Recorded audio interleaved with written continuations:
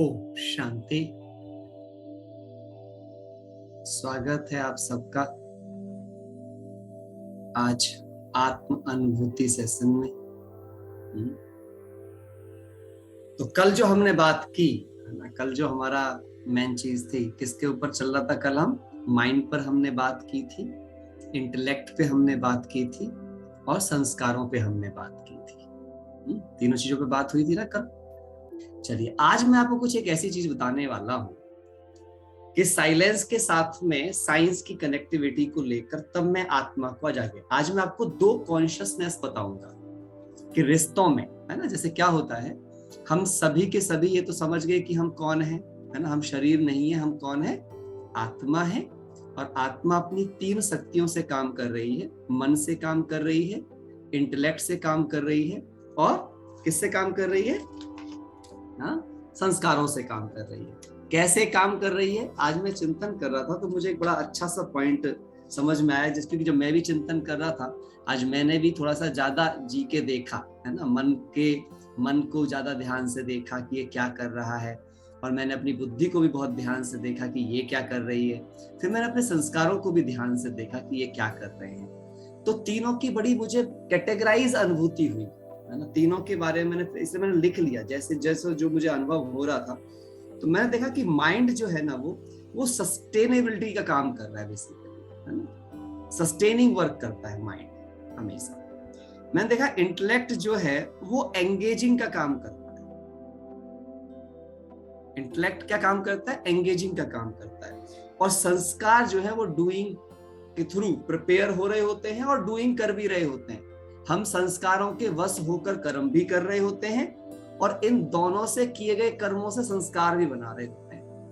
मुझे आज ऐसी अनुभूति हुई, मुझे तीन चीजों का अनुभव हो रहा था कि माइंड जो है वो सस्टेनेबिलिटी के बारे में सोच रहा होता है, इसलिए माइंड को देखो, वो इनसिक्योरिटी फील करता है, वो फियर भी फील करता है, वो लव भी फील करता है, इन चीजों के विषय में वो फील कर रहा होता है। लेकिन बुद्धि क्या काम करती है? बुद्धि उसको एंगेज करने का काम कर सकती है। तो कौन कर सकती है? बुद्धि। पर कब करती है बुद्धि एंगेज करने का काम? नहीं तो मन एंगेज कर लेता है बुद्धि को। ध्यान दीजिएगा, ये तभी पॉसिबल है व्हेन यू आर अवेयर।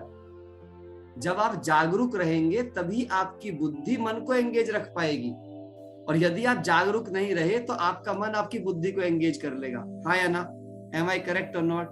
मैं सही कह रहा हूं, है ना? तो ये चीज समझना बड़ा इंपॉर्टेंट है कि आप, और इतना जरूर ध्यान रखिएगा, यदि आपकी बुद्धि मन को एंगेज करके रखेगी तो कभी आपसे गलत काम नहीं हो सकता। और यदि आपके मन ने आपकी बुद्धि को एंगेज किया तो सही भी हो सकता है और गलत भी, क्योंकि मन का काम होता है फ्लक्चुएट होना। अच्छा, कोई कहता ना नहीं बुद्धि भी तो सकती है, जो भटक जाए वो बुद्धि नहीं है, क्योंकि भटकाव को मूर्खता कहते हैं, बुद्धिमानी नहीं। याद रखना, बुद्धि शब्द केवल समझदारी के लिए इस्तेमाल किया जाता है। कुछ लोग सोचते हैं नहीं नहीं बुद्धि भी तो भटक जाती है, जो भटक जाए वो बुद्धि नहीं। हाँ या ना? मैं सही कह रहा हूँ, गलत कह रहा हूँ? है ना? मूर्ख कहते हैं ना उसको, तो हम फुलिस कहते हैं, मूर्ख कहते हैं, है ना, भटका हुआ इंसान कहते हैं, बुद्धिवान नहीं कह सकते। बुद्धि जो शब्द है वो अक्लमंदी की पहचान है, वो इंटेलेक्ट की पहचान। इंटेलेक्ट वर्ड है ना, इंटेलेक्ट। इंटेलेक्ट मतलब इंटेलिजेंस, इंटेलेक्ट मतलब सीधा इंटेलिजेंस आएगा उससे, है ना। वो भटकने का काम नहीं कर सकती है। तो ये अंडरस्टैंडिंग हमको अंदर में लेके आनी है। अब सवाल ये है, एक और गहरी बात मैं आपको बताना चाहूंगा, यदि मैंने अपने संस्कारों को समझदारी से नहीं बनाया तो फिर मेरे संस्कार मेरे पूरे जीवन को ही बेसमझ बना देंगे।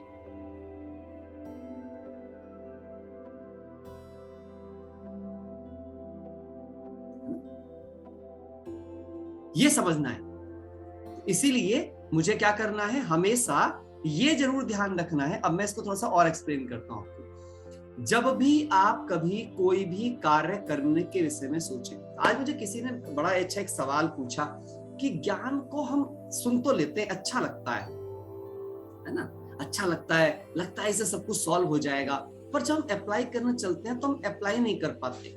कोई आसान सी विधि बताओ ताकि हम इसको अप्लाई कर पाए। कौन कौन जानना चाहता है आसान सी विधि टू अप्लाई द नॉलेज? और मुझे एकदम से पता है बाबा की एक वाणी से, परमात्मा की जो मवाक्य सुनता रहता हूँ, उसमें से ना एक वाणी से मुझे बड़ी गहरी एक बढ़िया सी बात टचिंग में आई। उसमें टचिंग में क्या आया कि बस आप ये समझ लो कि every situation and every act in your life is an opportunity and everyone is a customer. ये जो भी कर्म आपको करने के लिए मिला है वो आपके लिए आपका एक बिजनेस है, एक अवसर है, और इस धरती पर हर इंसान जो भी आपके कनेक्शन में आ रहा है, जिसके साथ भी आप कांटेक्ट में आ रहे हो, वो आपका कस्टमर है, ग्राहक है वो। क्यों? अब देखो इसमें आपको क्या करना है, उनको you are here to serve them. अगर आप उनको सर्व करोगे you become profitable by that, आप उससे प्रॉफिटेबल बनोगे। अब प्रॉफिट के लिए किसी भी चीज को करना मुश्किल लगेगा। बाबा भी मुरलियों में कहते हैं, जो पुराने बच्चे समझ सकते हैं, नए वालों को बाद में मुरली समझ में आएगी। मुरली में भगवान स्टेटमेंट बोला है कि आप कौन हो, यू आर अ सेल्समैन।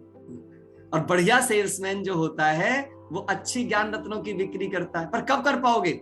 अच्छा अब एक बात सोचो, अब सोच के देखो, कभी कोई दुकानदार किसी ग्राहक से नाराज होता देखा है आपने? तो ऐसे ही जो भी आपके रिश्तेदार हैं, जो भी आपके दोस्त हैं, they all are your customers. और उनके साथ जो घटना होने वाली है, जो सर्विसिंग होने वाली है, दैट इज योर बिजनेस। मतलब आप जो उनको देने वाले हैं और वो जो लेने वाले हैं, है ना। अब कोई मरीज आए डॉक्टर के पास में और मतलब ऑपरेट कराने के लिए आए, तो हॉस्पिटल एंड डॉक्टर खुश हो जाएंगे ना कि भाई कोई आया है, क्योंकि वो उसको सर्विस देंगे, वो बदले में उनको प्रॉफिट देगा। यहां पर क्या होगा, यदि मैं अपने कस्टमर को प्यार दूंगा, मतलब कहने का मतलब हो गया मैं उसको सुख दूंगा, शांति दूंगा, हैप्पीनेस दूंगा उसको, तो क्या होगा, मेरा भाग्य बढ़िया होगा या खराब होगा? मेरा भाग्य अच्छा होगा। सो कोई भी एक्ट जिसमें प्यार की रिक्वायरमेंट पड़ रही हो देने की, कोई भी एक्ट जिसमें पीस की रिक्वायरमेंट पड़ रही हो देने की, हैप्पीनेस की रिक्वायरमेंट पड़ रही हो देने की, पावर की, तो अच्छी बात है ना, मैं उसे दूंगा और वो क्या हो जाएगा, वो मेरा जमा हो जाएगा। तो मुझे बहुत अच्छा लगा और मेरे को ऐसा अंदर से फीलिंग आई, ऐसे पढ़ते पढ़ते मुरली पढ़ रहा था, उसी के अंदर से ये चीज समझ में आई, अरे वाह क्या कमाल की बात मिली है, ये तो एकदम जबरदस्त चीज है कि अगर हर कोई मेरा कस्टमर है, बाबा बोलते ना सब ग्राहक है तुम्हारे, है ना, सब जो पुराने बच्चे हो समझ सकते हैं, है ना, सब ग्राहक हैं तुम्हारे और तुम ज्ञान रत्नों के व्यापारी हो, है ना। You all are a businessman of Gyan Ratan, है ना। हम क्या बेच रहे हैं, हम ज्ञान रतन बेच रहे हैं भाई, है ना। एवरीवन इज अवर कस्टमर, कितना बढ़िया बिजनेस है। अच्छा ये बताओ, अगर लोग बुरे ना बचें, भाई कोई बेचारा परेशान आत्मा हो ही ना, तो हमारा धंधा चौपट हो जाएगा। सप्लाई एंड डिमांड है ना भाई, अगर डिमांड है तो सप्लाई है ना। बेचारा कोई टेंशन में आया है तो तभी तो आपकी शांति बिकेगी। अगर कोई टेंशन में नहीं होगा शांति कहां से बिकेगी? अगर कोई डर में ही नहीं होगा तो निडरता कहां से बिकेगी? अच्छा अब अगर ये बिकेगी तो जितना आप इसे बेचोगे उतनी बढ़ जाएगी। आप किसी को साहस दोगे, आपका साहस और बढ़ जाएगा। ये खास बात है इस बिजनेस की। इस बिजनेस की खासियत ही ये है, इस माल को जितना बेचो ये और बढ़ जाता है, या फिर खाते में जमा हो जाता है। बाकी दुनिया के सारे माल बेचने से कम पड़ जाते हैं, ये वाला माल जितना बेचो उतना ही बढ़ जाता है। एम आई करेक्ट और नॉट? है ना, मेरी बात आप तक पहुंच रही है जो मैं बात आपको समझाने की कोशिश कर रहा हूं, है ना। So this is important. तो आज हम कुछ और ऐसी ही बातों पे बात करेंगे। ठीक है, आज मैं आपको आत्मा की स्थिति से जीने के 2 एग्जाम्पल, जैसे मैंने कल ही आपसे कहा था, आज हम आत्मा की स्थिति से परिवार में जीने के 2 एग्जाम्पलों की बात करेंगे। लेकिन उनसे पहले भी मैं कुछ आपसे एक और गहरी बात करना चाहता हूं। आप और हम जो यहाँ पे बैठे हुए हैं, हम जीवात्माएं बैठे हैं, हाँ या ना?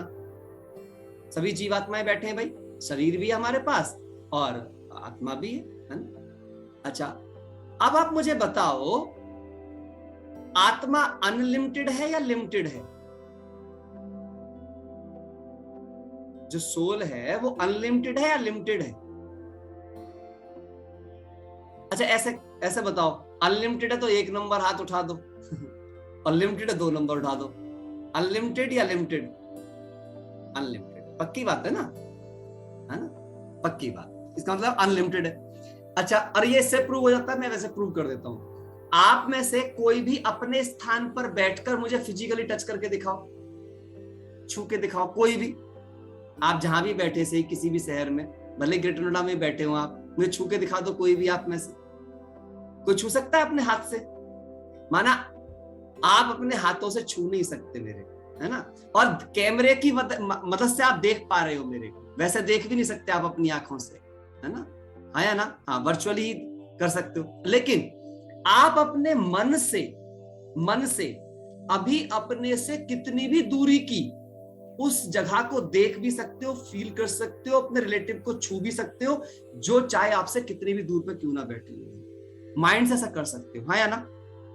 Means mind is infinite, intellect is infinite, वो अनंत है, लेकिन शरीर क्या है? लिमिटेड। लेकिन क्या बताइए, जब भगवान ने मुझे शरीर दिया होगा, क्या उसने ऐसा सोचा होगा कि मैं लिमिटेड बन जाऊं जाके? आज मैं आपको बहुत गहरी सी बात आने वाला हूं, बड़ा मजा आएगा आपको। इतना अच्छा चिंतन चला ना आज मेरा ये बैठ करके सुबह सुबह, बड़ी कमाल कमाल की सी बातें आ जाती हैं कभी कभी, खुद को भी इतना अच्छा लगता है, वाह क्या बात आ गई है ना। अचानक से कुछ अच्छी सी चीज आ जाती है ना तो बहुत खुशी मिलती है। वही बता रहा हूँ मैं, सुबह का चिंतन है ये आज का ही, एक चिंतन सुबह का, एक चिंतन शाम का। नुमा शाम करने में सेंटर चला गया, 5 बजे गया था, 7:30 बजे तक 2.5 घंटे आज मैंने योग किया बैठ के वहां पे। बड़े अच्छे अच्छे चिंतन चले, सब लिख लिए मैंने, कितने सारे पेज भरे, देखो आप सब लिख करके लाया, वो सब आत्मा के ऊपर ही है जितना, है ना। बड़ा आनंद आता है इस चीज को लेकर ना। तो बेसिक चीज क्या है, मैंने यहां से 2 बातें लर्न करी। पहली बात ये लर्न करी कि व्हाट इज साइंस, लिख लो आप अपने पास, व्हाट इज साइंस। साइंस क्या है, फिजिक्स क्या है ना, या कंप्लीट साइंस क्या है। Science is just nothing, it is only the extension of human organ.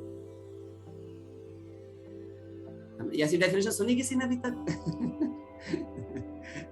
आज मैं आपको एहसास कराऊंगा इस बात का, है ना। Science is just nothing, it is only the extension of human organ.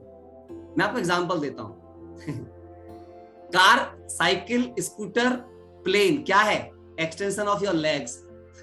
अपने पैरों से जो दूरी तय नहीं कर सकते आप उसमें बैठ जाओ, आप कितनी दूरी तय कर सकते हो, that is only extension of that thing. Microphone क्या है? Extension of your voice. आपका चश्मा क्या है? Extension of your eyes. आपका कैमरा क्या है? एक्सटेंशन ऑफ योर आईज, है ना। टेलीस्कोप क्या है? Extension of your eyes. Everything, each and everything, whatever designed around you is only the extension of human organs. That's why the whole physical world connected with the physics. ठीक बात है, ये बात agree सबको समझ आ रही है मेरी बात?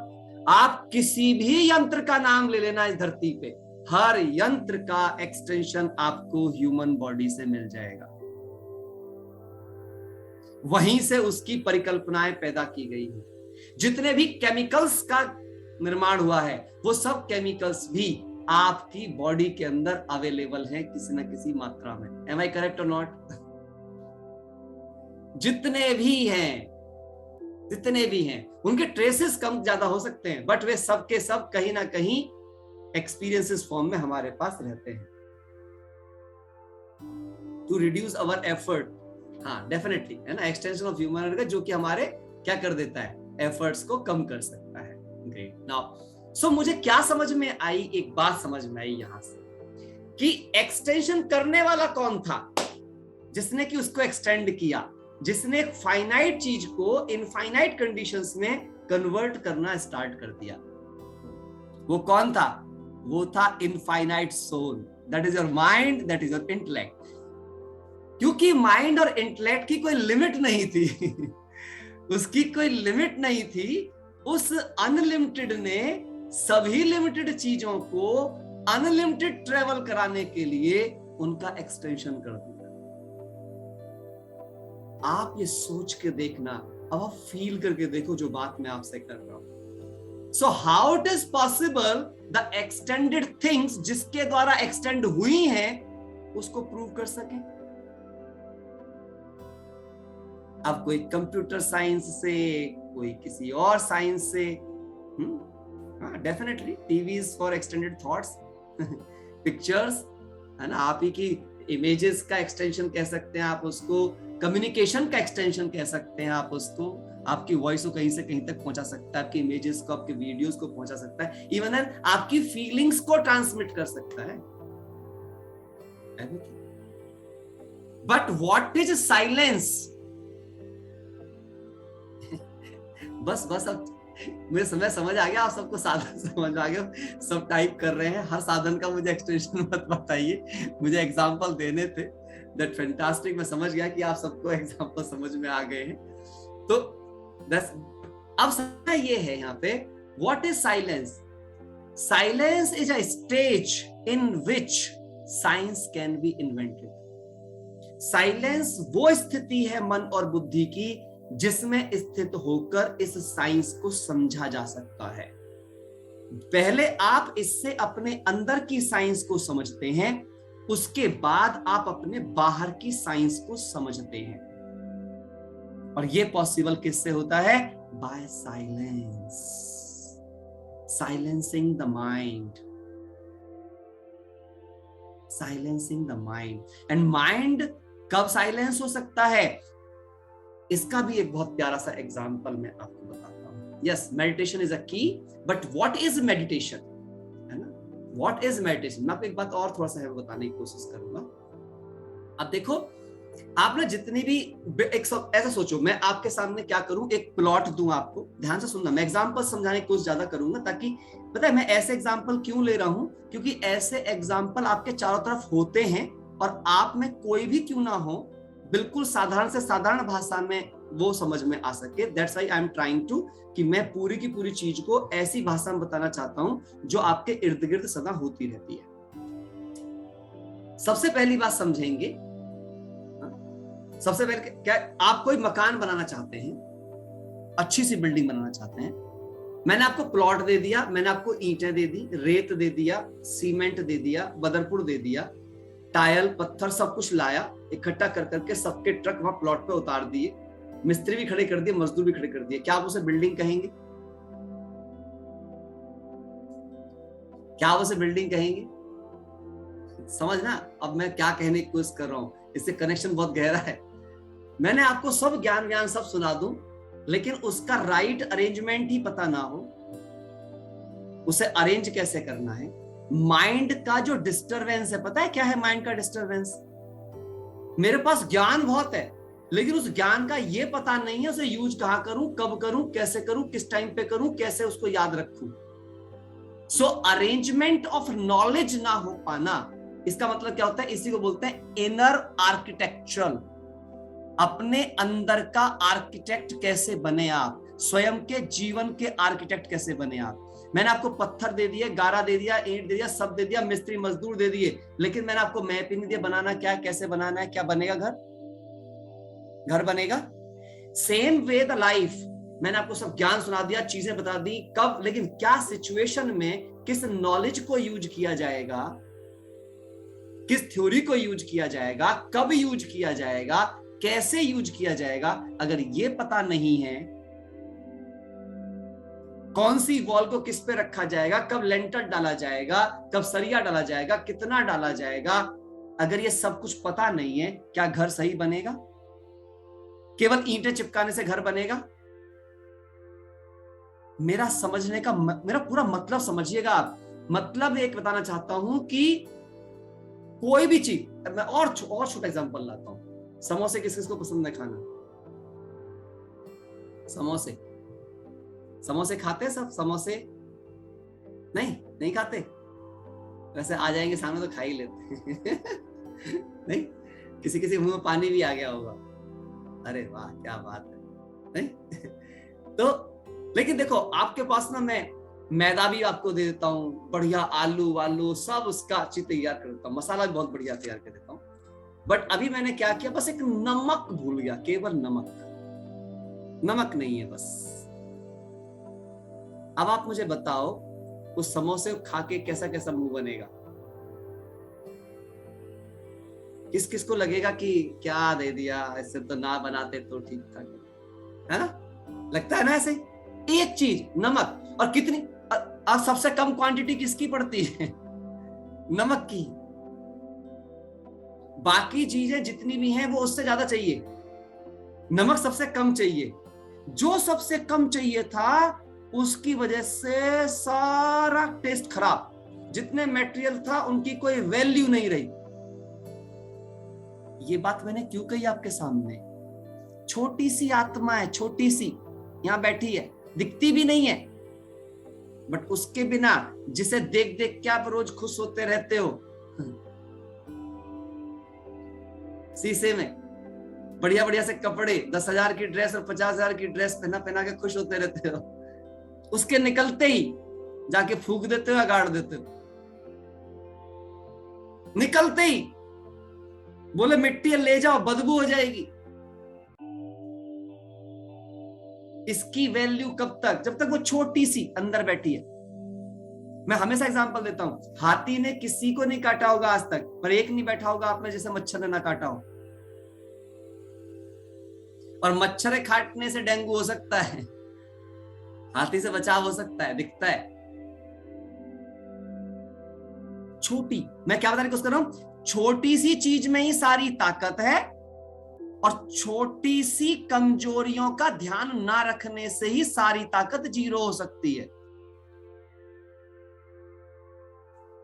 इसीलिए एक बहुत अच्छा स्टेटमेंट होता है, हर चीज को उसके अंश पर ही समाप्त कर दो, वरना वंश बन जाएगा।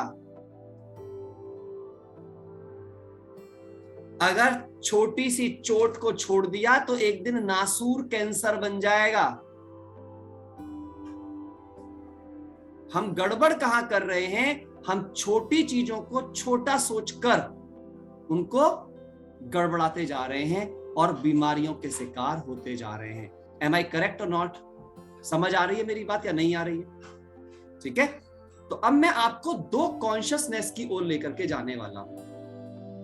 एक वो कॉन्शियसनेस, देखिए आपके पास काम करने के दो तरीके होते हैं, उन तरीकों से पहले एक और चीज को मैं पहले इससे बताता हूं। तो भगवान ने क्या किया, हमें limited body the but unlimited mind दिया। क्यों दिया? क्यों दिया? ताकि मैं उस माइंड की पावर को समझकर इस लिमिटेड को भी अनलिमिटेड बना दूं। अब सोचो कि बॉडी को अनलिमिटेड कैसे बनाया सकता है? कोई बताएगा आप में से मुझे? मैं आज बहुत बहुत शानदार बातें करने वाला हूं, क्योंकि सब आज चिंतन से निकली हुई चीजें, ताकि आत्मा की गहराई और पकड़ में आए कि कितनी इंपॉर्टेंट चीज है आत्मा। जिसकी समझ में ये आ गई ना, सब बढ़िया हो जाएगा फिर। हाँ जी, क्या तरीका हो सकता है कि ये बॉडी भी अनलिमिटेड हो जाए? What will be the way कि जो बॉडी लिमिटेड है वो अनलिमिटेड हो जाए? हाँ बताओ, अनु बहन बताना चाह रही है, हाथ उठाया। सिंपल शॉर्ट में बताना बस। हाँ जी भाई जी, जब हम सोल कॉन्शियस हो जाते हैं तो सोल कॉन्शियस मींस हम उसको अनलिमिटेड वे में यूज करते हैं। मैं कॉन्शियसनेस की पे बात ही नहीं कर रहा हूँ, मैंने बोला है इसी बॉडी को अनलिमिटेड करने की बात कर रहा हूँ मैं। मुझे वो चीज चाहिए, ये नहीं। कॉन्शियसनेस तो मैं समझ गया, कॉन्शियसनेस तो कोई भी हो जाएगा। कॉन्शियसनेस तो आपने कॉन्शियसनेस को ही अनलिमिटेड किया, उससे आप बेहद गए। मैं कह रहा हूं फिजिकली भी आप बेहद हो सकते हो। कैसे? आज एक नया कॉन्सेप्ट है ये। और कोई बताएगा? कोई बताएगा आप में से? जी बताइए भाई सर। उमंग पे जो क्या नाम है भाई साहब का, मैं नाम भूल गया। ओम शांति भाई जी। ओम शांति। हाँ जी भाई साहब बताइए कैसे? भाई साहब, आज की ही मुरली में था शायद बाबा ने जो कहा था, उन्होंने कहा कि हम योग बल से अपनी आयु को बढ़ा सकते हैं। इसका एक उदाहरण दिया था कि एक की आयु जो है वो इसी में आई थी लेडी, कि उसकी आयु बहुत कम थी, उसको इसलिए दे दिया गया था ब्रह्मा कुमारी में। हाँ। एक की थी, उनके बेटी, 6 बेटे और शायद एक बेटी थी। तो जब यहाँ पे ब्रह्मा कुमारी में अर्पित कर दिया, इधर से समर्पित हो गई, तो बाबा की वो बाद में इतनी अच्छी भक्त बनी, उसकी आयु जो है वो बहुत ज्यादा बढ़ गई। मैं यहाँ पे आयु की बात नहीं कर रहा हूँ भाई साहब, ये अलग चीज है। आप बिल्कुल सही बता रहे हैं, मैं समझ गया। हाँ फिजिकल, लेकिन मैं बात कर रहा हूँ फिजिकल एक्सटेंशन को इनफाइनाइट करने की। वो आयु तो फिर भी कितनी बढ़ेगी? 100 साल हो जाएगा किसी का, 50 साल लगे। हाँ, there is a certain limit, but लेकिन मैं यहाँ पे बात कर रहा हूँ जो मेरा फिजिकल है, इसको मैं अनलिमिटेड एक्सपेंशन कर सकता हूं। और ये भगवान ने हमें कला दी थी, लेकिन हमने उस कला को क्या किया? उसने हमें क्या किया? मुझ इनफाइनाइट आत्मा को लिमिटेड के अंदर बना के भेजा और ये बताया कि तू मेरे को हद में रह के बेहद का कुछ करके दिखा। रह लिमिट में बट काम अनलिमिटेड करके दिखा। How is possible? ये कैसे हो? ज्ञान। आप सब इसको जानते हैं, बस अब आपको याद नहीं आ रही है, मैं आपको याद दिलाने वाला हूं।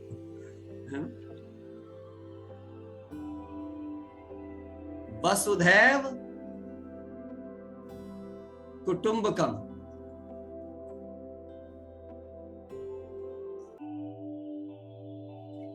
कहने का अर्थ क्या है? जो हमें परिवार मिले, जो समाज हमें मिला, जो देश हमें मिला और जो दुनिया हमें मिली, ये सब कनेक्टेड हैं। हाथ से हाथ मिलाओ और आगे बढ़ जाओ। और हाथ जो बाहर का फिजिकल हाथ है वो तब मिला पाओगे जब मन से मन मिलेगा। तो इसका मतलब सारा खेल मेरे पास ही था। मैंने ये बात इसलिए आपको बताई, सारा खेल मेरे पास था। मैं चाहूं तो पूरे संसार को कनेक्ट कर सकता हूं, लेकिन कनेक्ट करने के लिए मुझे पहले मेरे को मन से सबके साथ कनेक्ट होना पड़ेगा। Then I can connect with everyone.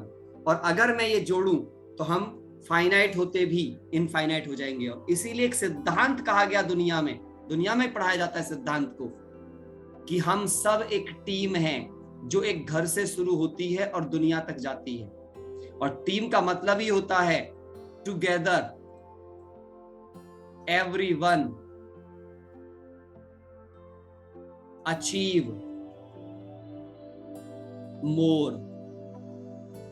मोर माना कितना भी, मोर का कोई लिमिट नहीं होती, कुड बी इनफाइनाइट। अनंत तक की शक्ति को पाने की क्षमता है इसके अंदर। इसीलिए भगवान ने उसकी शुरुआत किससे की? एक परिवार दिया हमें सबसे पहले। और इसीलिए एक शब्द कहा जाता है, जिनकी होम टीम मजबूत होती है वो समाज के लिए एसेट होते हैं। पहले होम टीम। और एक बात हमेशा याद रखना, रिश्तों के केस में रिश्ते कभी ये परवाह नहीं करते कि आप कितने विद्वान हैं। रिश्ते इस बात की परवाह करते हैं कि आप उनकी परवाह कितनी करते हैं। People don't care how much you know, but they care how much you care. समझ आ रही है मेरी बात? यहां तक ये बात क्लियर हो रही है ना? यस। सो आगे अब हम बढ़ेंगे। तो कहने मतलब क्या है, हम भले ही मेरे पास, और इसी को ध्यान रखना, एक और चीज मैं बता दूं, ये लीडरशिप का सिद्धांत भी है। लीडरशिप, ये लीडर वो नहीं होता जिसके पास सब कुछ होता है। लीडर वो व्यक्ति होता है जिसके पास कुछ से सब कुछ करने की क्षमता होती है। A person who can do miracles with limited resources. एक ऐसा व्यक्ति जो लिमिटेड रिसोर्सेस से वो काम कर दे जो बहुत सारे रिसोर्सेस के साथ कोई कर पा रहा है, उसे ही लीडर कहते हैं। लाइक महात्मा गांधी, जिनके पास रिसोर्सेज नहीं थे, कोई रिसोर्सेज नहीं थे, लेकिन फिर भी उन्होंने देश को आजाद कराने में सबसे महत्वपूर्ण भूमिका निभाई। हाँ या ना? Got it? जो समझना, क्योंकि मैं एग्जाम्पलों को कोट कर करके आपके पास तक ये बताना चाहता हूं कि आप वो शक्ति हैं जो इस धरती पर कुछ भी करने में सक्षम है। कुछ भी माना, कुछ भी। अभी मैं आपको एक और चीज बताता हूं। Problem is not a problem. धरती पर कोई समस्या है ही नहीं। समस्या पता क्या है? The way I think. Problem is not a problem.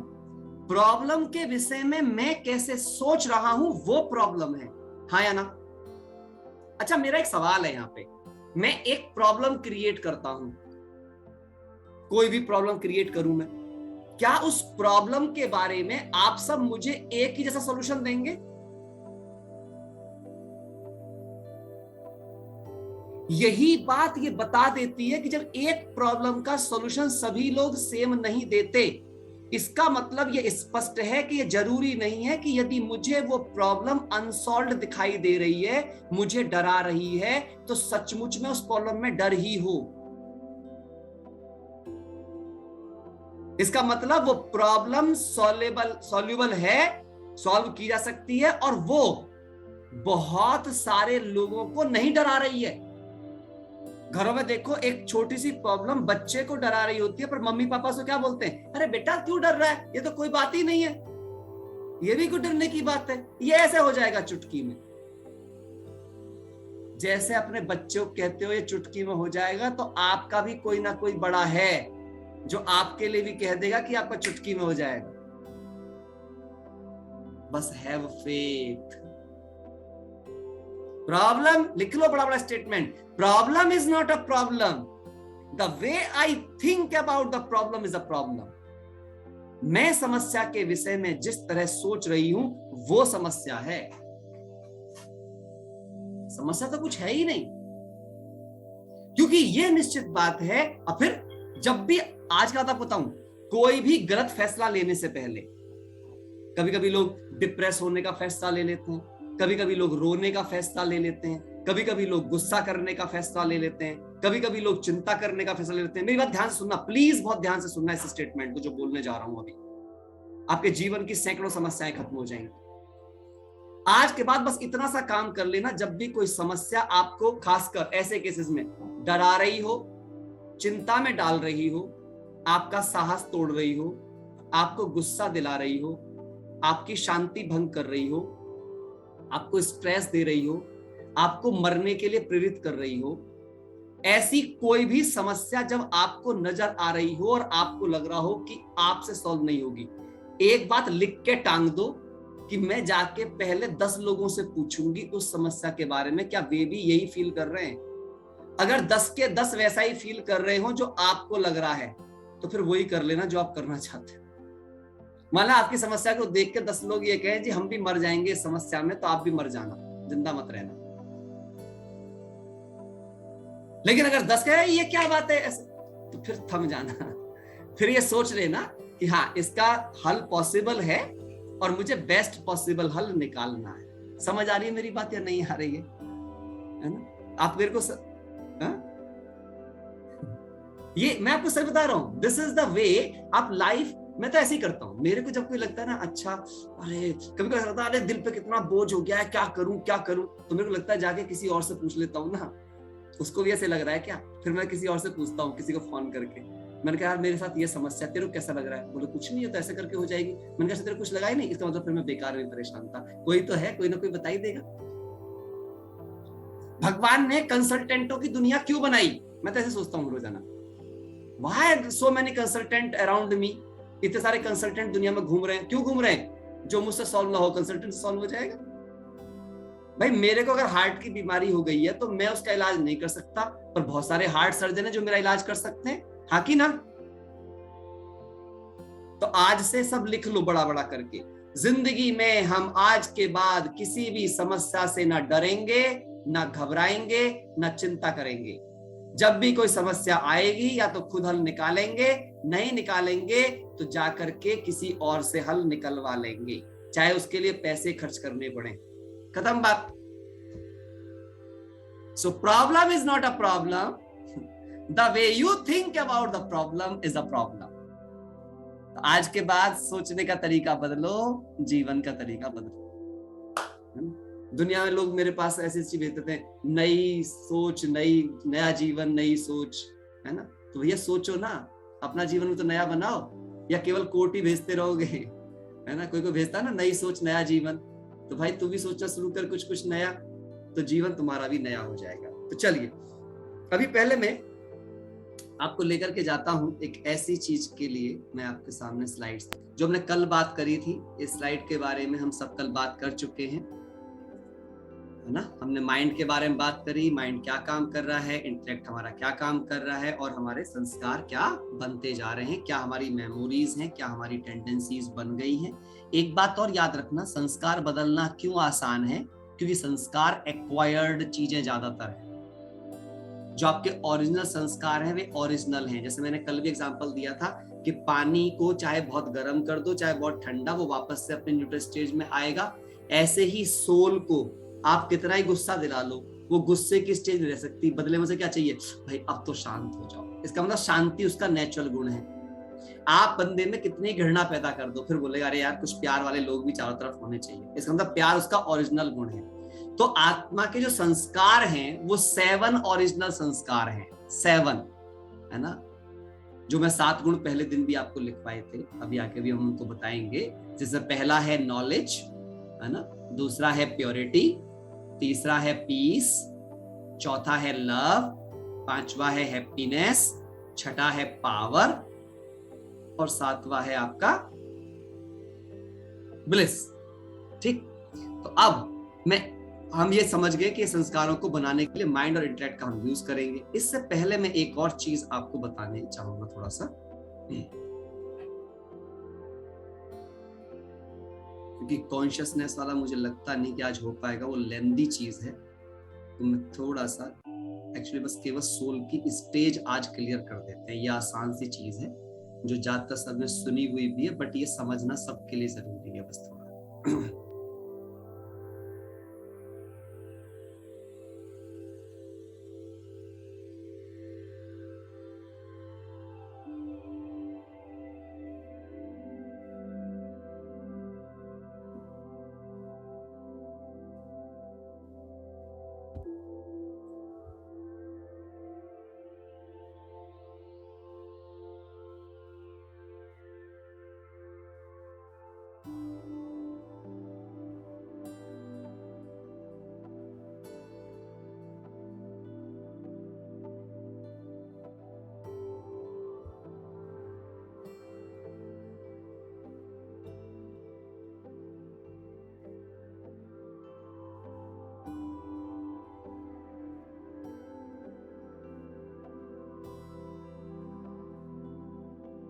Yes, तो हम सभी जानते हैं कि हम सोल हैं, आत्मा है। आत्मा कैसी है? पॉइंट ऑफ लाइट है। हम सब समझ गए इस बात को, क्योंकि सूक्ष्म है सोल, है ना, और ये हमारा ह्यूमन बॉडी है। लेकिन सोल रहती कहाँ पर है? सोल का निवास स्थान कहाँ पर है? यहाँ है, मस्तक के बीचों बीच है, भ्रुकुटी में है। ये body is like a home और सोल लाइक अ उसका पर्सन जो उसमें रहता है ना। यहाँ पे आपका soul is like a driver in its car. तो ये हमें सबसे पहले समझने की बात है। अब मैं यहाँ पे क्योंकि रहने के स्थान की बात करी है मैंने कि आत्मा कहाँ रहती है, इसको भी मैं क्लियर कर दूं, क्योंकि बहुत सारे लोग इस बात पे क्वेश्चन करते रहते हैं। कोई कहता है हार्ट में रहती है सोल, कोई कहीं पे बताता है सोल के बारे में, बट सोल कहाँ पर रहती है? सोल यहाँ पे रहती है। कैसे? ये साइंस भी प्रमाणित कर चुकी है। हाइपोथैलेमस एंड पिट्यूटरी ग्लैंड के बीच में रहती है। आप ऐसा सोचो, अभी अभी सब अपने आप को यहाँ पर ऐसे पिंच करो सब, बताओ इसकी फीलिंग कहाँ गई है? इसकी फीलिंग किसने रिकॉर्ड की है? कहाँ फील हुआ जब आपने यहाँ पिंच किया? आप कहीं पे कट करो, पंच करो, कुछ भी करो, आप अपने शरीर को कहीं से भी छुओ, उसका सिग्नल कहाँ जा रहा है? चेक करो, ध्यान से देखो सिग्नल कहाँ जा रहा है। इस बातों को रिकॉर्ड करके कौन बता रहा है कि आपने वहां पे छुआ है? कहां पे चल रहा है? आप कभी भी देखना, यहां ऊपर हर चीज का सिग्नल कहां जाता है? यहां पे। इवन देन जब मेडिकल साइंस ने इस बात को चेक किया कि ये हाईएस्ट इंटेंस एनर्जी पॉइंट होता कहां पर है, तो क्या किया गया? उनकी बॉडी में डिफरेंट पॉइंट्स पर निडलिंग किया गया। जब निडल किया गया तो पता चला पिट्यूटरी ग्लैंड और हाइपोथैलेमस के बीच में एक सेंटर पॉइंट पे जाकर के ज्यादा वाइब्रेशंस क्रिएट होती थी। वहीं से पता चला कि जो लाइफ सोर्स है, मैं मेडिकल साइंस की लैंग्वेज में बता रहा हूं, जो लाइफ सोर्स है वो यहाँ पर है। उसी को हम आध्यात्म भाषा में क्या कहते हैं? आत्मा कहते हैं। और गलती से भी कल मैं इस बात को स्पष्ट कर चुका हूं, आत्मा एनर्जी नहीं है, बल्कि एनर्जी का सेंटर है। सारी एनर्जीज को मैनेज करने वाला है, आपकी पूरी बॉडी की एनर्जीज को, हर सेल की एनर्जी को मैनेज करने वाला है।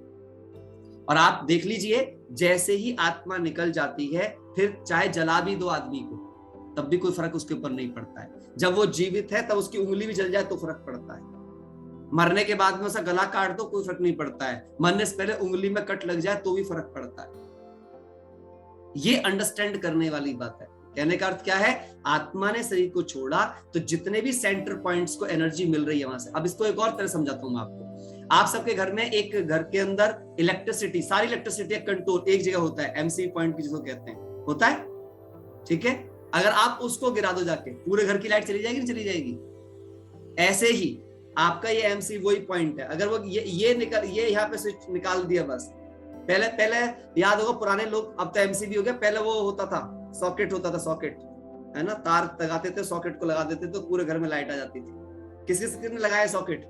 मैंने बहुत लगाया, हमारे घर का कई बार फ्यूज उड़ता था, अपने आप जाके तार कस कस करके वो लगाते थे हम सॉकेट को। मम्मी भेजती थी जा सॉकेट ला कर, क्या वो बाद में लगाया एमसी, है ना।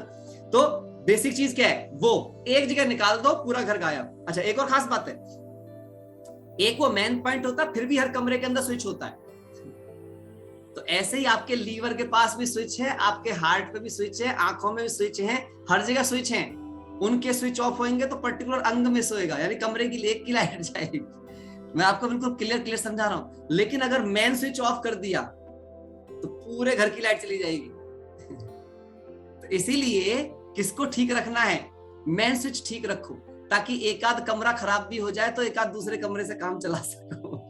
इसीलिए किडनी दो है ना, हार्ट का भी 3 वो है, एक आध वायरिंग रुक भी जाएगी तो भी फर्क नहीं पड़ेगा, है ना, काम चलता रह सकता है। मतलब पूरी बॉडी का ऑर्गेनिज्म ऐसा है कि उसमें कोई एक अंग काम नहीं करेगा, दूसरे की हेल्प से काम चला लोगे, हाँ या ना। लेकिन मेन स्विच ऑफ हो गया तो फिर कोई काम चलेगा? आत्मा निकल गई तो अब कुछ काम चलेगा किसी भी ऑर्गन का? सो ये एक्सपीरियंस करना है। Who am I? I am a soul sitting in the center of my forehead. इसीलिए तिलक भी यही लगाते हैं। और तिलक किसका लगाया जाता है? चंदन का तिलक। चंदन का ही क्यों लगाते हैं? क्योंकि चंदन ठंडा भी होता है और खुशबूदार भी।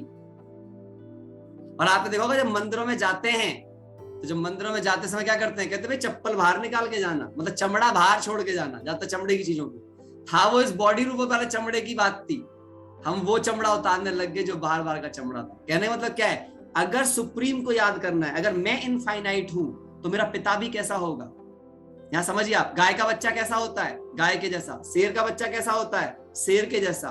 बंदर का बच्चा बंदर जैसा। कुत्ते का बच्चा कुत्ते जैसा। कहने का मतलब क्या है, जैसा रचेता वैसी रचना। तो अगर आत्मा पॉइंट ऑफ लाइट है तो उसका पिता भी कैसा होगा? पॉइंट ऑफ लाइट होगा। जैसे 2 वायर हैं, एक वायर पे रबड़, दूसरे पे रबड़, रबड़ उतारोगे, वायर से वायर कनेक्ट करोगे तो इलेक्ट्रिसिटी पास होगी। यदि खुद बॉडी बनकर बैठोगे और भगवान को याद करोगे, जो कि बॉडी जिसके पास है ही नहीं, तो याद ही नहीं आएगा। अगर वायर वाले तार, मतलब रबड़ वाले तार पर सिंपल वाले तार को लपेटोगे तो भी लाइट नहीं जाएगी। इसका मतलब मुझे सबसे पहले उस कॉन्शियसनेस में आना पड़ेगा जो मैं एग्जैक्टली हूं, then I can be able to connect with God. ठीक है, क्लियर है? तो चलिए, तो हमें क्या करना है, कल आप पूरा दिन आपको आत्मा बनकर जीना है। आत्मा बन के जीना है माना सभी को, आत्मा बन के जीने का मतलब समझाता हूं आपको 7 गुणों के साथ जीना है। मतलब आपको सारे दिन में मैं कौन हूं? I am knowledge, I am peace, I am love, I am purity, I am happiness, I am power, I am bliss। और ऐसे ही मुझे सबको देखना है। बस ये कल आपका पूरे दिन का होमवर्क है कि आप किसी को भी देखोगे, मैं भी प्यार हूं, ये भी प्यार है, और हम दोनों प्यार के सागर के बच्चे हैं। बस एक ही कॉन्शियसनेस। और जो पहला कॉन्शियस दिया, किसी के साथ भी जो मेरा रिश्ता चल रहा है, कोई भी कर्म जो मुझे मिला है, वो मेरे लिए एक बिजनेस अपॉर्चुनिटी की तरह है, और सामने वाला मेरा कस्टमर है जिसे मुझे क्या देना है?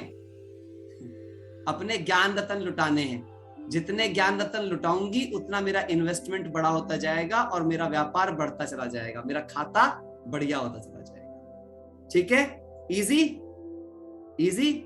और कल तक आप सबको एक और खुली छुट्टी देता हूं, जितने सवाल पूछने हो सवाल भी निकाल लेना।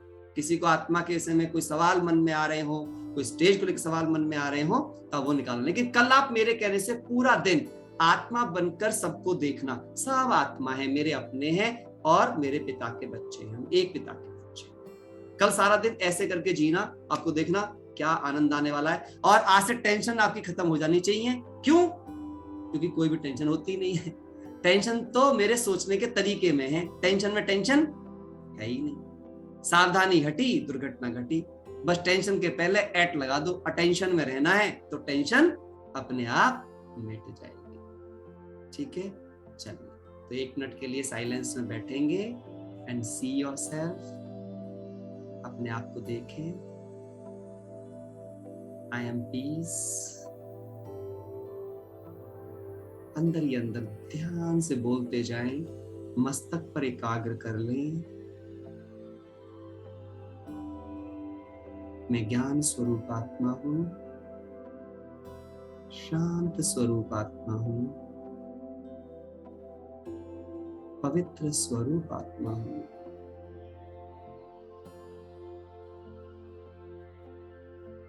सुख स्वरूप आत्मा।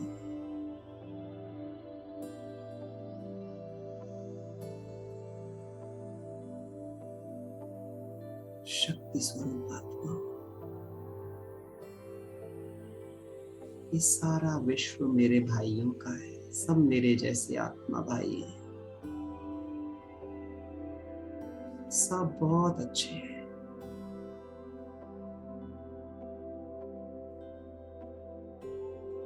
हम सब एक ही पिता के बच्चे हैं।